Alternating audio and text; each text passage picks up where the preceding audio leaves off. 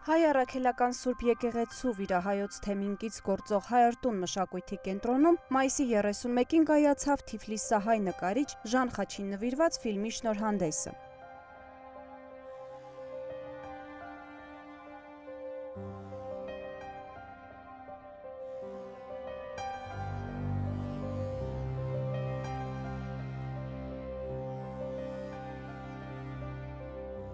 Վիրահայոց թեմի առաջնորդ գերաշնորհ Տեր Կիրակոս եպիսկոպոս Դավթյանի օրհնությամբ մեկնարկեց «Ճանաչենք մեր արժանավորներին» ֆիլմաշարը, որի առաջին արարը նվիրված է Ժան Խաչին, Վարուժան Խաչատուրովին։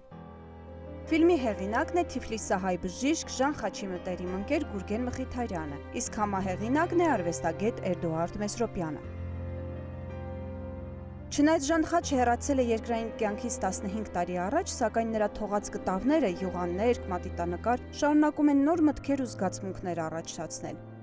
նոր ու ավելի խորը թաքնված բովանդակություն բացահայտել։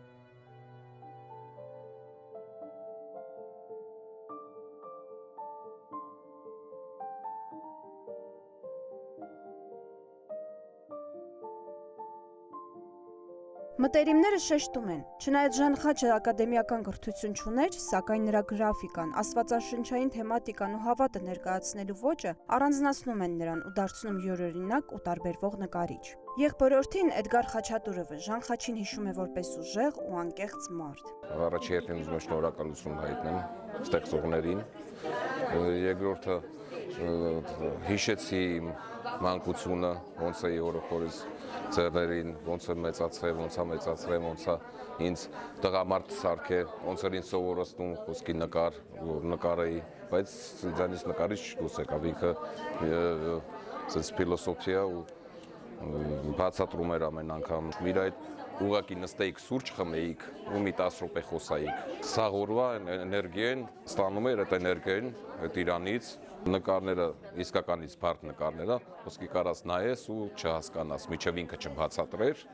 չէիր հասկանա իր բանել միտքը։ Ֆիլմի հեղինակ Գուրգեն Մխիթարյանը հավելում է. Ժան Խաչն ազգային մտածելակերպ ունեցող արվեստագետ էր, ով իր գործերում անպայման շեշտում էր իր հայկականությունը։ Ապագայում իհարկե Ժան Խաչի համար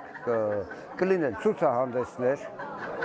գուցե Թիֆլիսում, գուցե ուրիշտեղ, ես նույնիսկ պայմանավորվել եմ Վենետիկում, որպեսզի ցուցահանդես արվի։ Ժան Խաչը իր կտավներում պատկերել է կյանքի աստվածային սկզբի գաղափարախոսությունը, սիրո վեհությունը, հավատքի զորության, բարու եւ լույսի անմահության հետ միասին։ Նկարչի կտավներում կինը պատկերված է որպես գեղեցկության ստեղծարար աղբյուր, աշխարհը սնուցող։ Ընդամենը 6 տասնամյակ ապրած նկարիչը յուրահատուկ էր իր փիլիսոփայությամբ եւ իր աշխարհանկալմամբ, պնդում են ընկերները։ Ֆիլմը պետք է ցուցադրեինք մարտի 4-ին,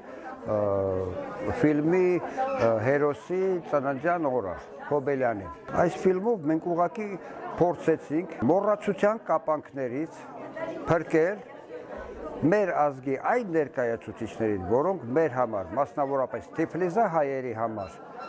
ուղղակի շատ մեծ արժեքներ են եւ այնպիսի ժառանգություն են թողել, որ մենք չէինք ուզի, որ այդ ժառանգությունը կորչի։ Ֆիլմի հեղինակը շեշտում է. սա առաջին ֆիլմն էր, սակայն շարունակությունն ամենայն հավանականությամբ եւս կլինի։ Ֆիլմը դա միայն առաջին մասն է այն ֆիլմաշարի,